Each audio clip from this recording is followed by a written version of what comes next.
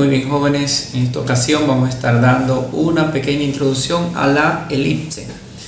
La elipse se define como el lugar geométrico de los puntos del plano cuya suma de distancia a dos puntos fijos llamados focos es constante.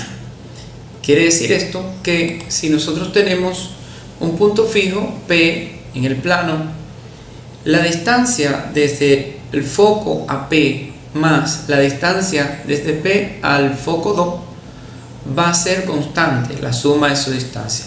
Esto es, si nosotros tenemos esta elipse y vamos a identificar la distancia, donde quiera que pongamos un punto P en la línea roja, que son los vértices de la elipse, y lo sumemos la distancia desde F2 hasta P y la distancia desde F1 hasta P, esa distancia van a ser igual. O sea, si vemos acá en la parte azul, donde dice distancia desde F1 hasta P más distancia desde F2 hasta P, debe ser igual a la suma de los valores que se le den a esa distancia. Por ejemplo, aquí tenemos que la suma de esa distancia es 25.49.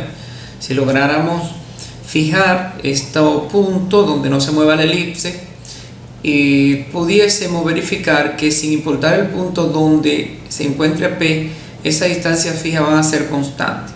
En este caso yo podría mover el punto, pero como la elipse no está estable, se va a alterar un poco, pero siempre esa distancia debe ser igual sin importar los valores donde se encuentre P.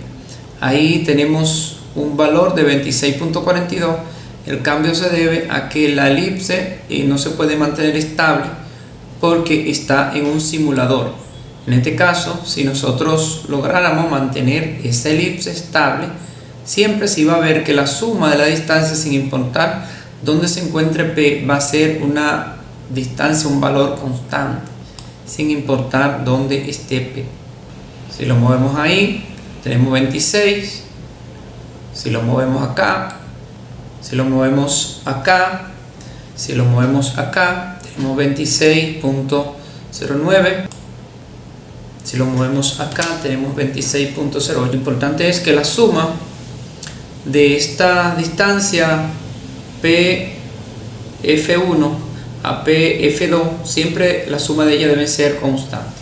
Identificando los elementos básicos que debemos conocer en una elipse, podemos ver los focos, que son los puntos fijos F1 hasta F2. Los puntos azules desde F1 hasta F2 son los focos de la elipse. Otro elemento es el eje focal. Dice que es la recta que pasa por los focos. La línea verde que pasa por los focos se conoce como eje focal. El centro de la elipse, el punto de intersección de los ejes, la línea negra y la línea verde, sería el centro donde ellas se intersectan. Otro elemento que podemos ver son los radios vectores, que estos son los puntos de los segmentos que van desde el punto, un punto cualquiera de la recta de la elipse, a los focos. En este caso son PF1 y PF2, que son las dos líneas amarilla y azul, que van desde el P hasta el foco 2 y desde P hasta el foco 1. Son los radios vectores. Otro elemento muy interesante es el eje mayor, que es el segmento V1 y V2 de longitudes A, donde A es el valor del eje mayor, en este caso V1 y V2 es el eje mayor, y se va a identificar por medio de la expresión raíz cuadrada de B al cuadrado más C al cuadrado. Esto se debe a que esta representa la hipotenusa de un triángulo rectángulo que se forma en su demostración en una parte específica de la elipse. Otro elemento que podemos ver es el eje menor. Este segmento V3 y V4, en este caso V3, V4, su longitud va a ser 2B, donde B va a ser el valor del eje menor. Siempre en la elipse, como se puede ver, la línea negra es más pequeña que la línea verde.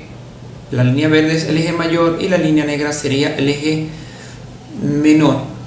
Su ecuación para identificarla, conocida los valores de A y B, de A y C, va a ser A al cuadrado menos C al cuadrado. Siempre el eje menor se va a llamar B y el eje mayor se va a llamar A. Otro elemento importante es la distancia focal, que va a representarlo por el segmento F1, F2. Su longitud va a ser 2C, donde C va a ser el valor de la distancia focal, la distancia que va desde F1 hasta F2. Eso sería el valor del eje focal.